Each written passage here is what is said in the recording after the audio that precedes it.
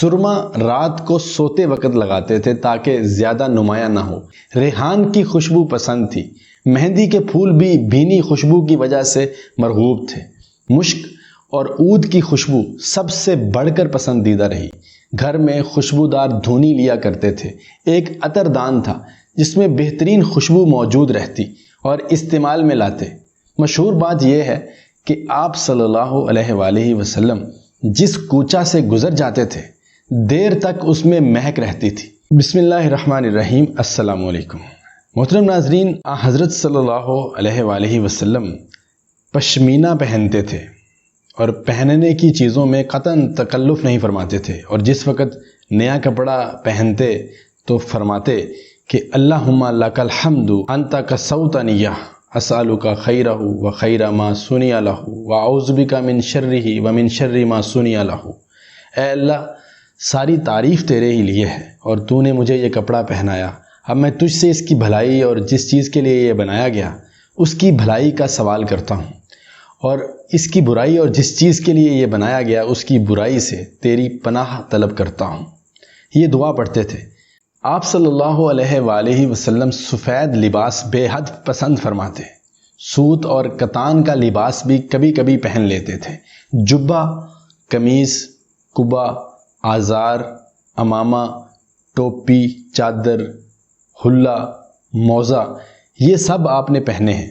سبز رنگ کی یمنی چادر آپ کو بے حد پسند تھی جو برد یمانی کے نام سے مشہور تھی۔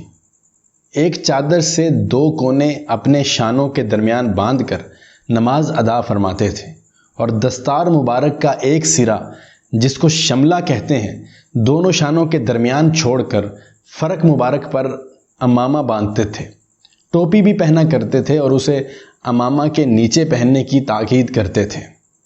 پیارے آقا محمد الرسول اللہ صلی اللہ علیہ وآلہ وسلم اپنے بال بہت سلیقہ سے رکھتے تھے۔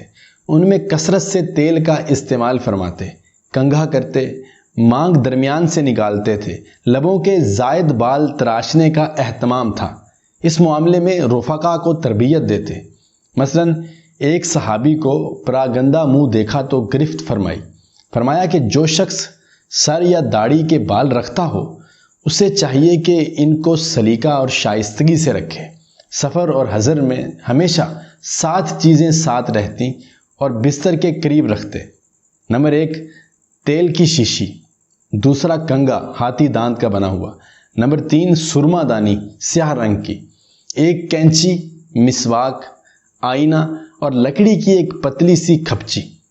سرما رات کو سوتے وقت لگاتے تھے تاکہ زیادہ نمایاں نہ ہو۔ 3 سلائیاں آنکھوں میں لگاتے۔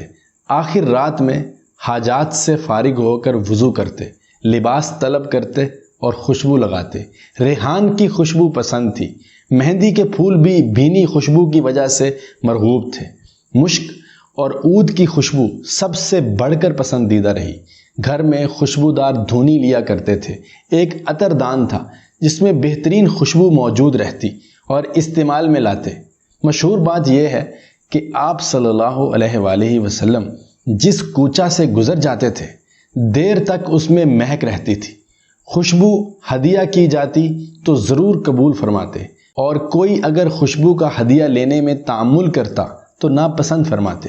اسلامی ثقافت کے مخصوص ذوق کے تحت آپ نے مردوں کے لیے ایسی خوشبو پسند فرمائی تھی جس کا رنگ مخفی رہے اور مہک پھیلے، اور عورتوں کے لیے وہ جس کا رنگ نمایاں ہو، مہک مخفی رہے، اور عورت کو خوشبو لگا کر بازار جانے سے منع فرماتے تھے۔